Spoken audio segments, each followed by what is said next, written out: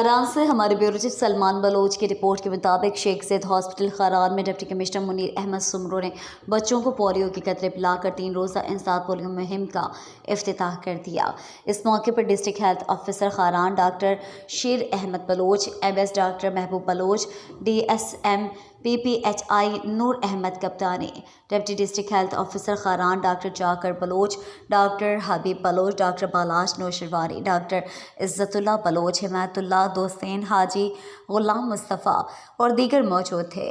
Deputy commissioner Kharan Munir Ahmad Soomro ने बच्चे को पोलियो के कतरे पिलाकर मुहिम का बाकायदा इफ्तिताह किया और बातचीत करते हुए कहा कि हर शहरी अपनी जिम्मेदारी का एहसास करते हुए पोलियो मुहिम की कामयाबी के लिए घर घर जाकर वालिदैन को पोलियो मुहिम के बारे में आगाही दे, ताकि इस 3 रोज़ा मुहिम के दौरान कोई बच्चा पोलियो के कतरे पीने से रह ना जाए।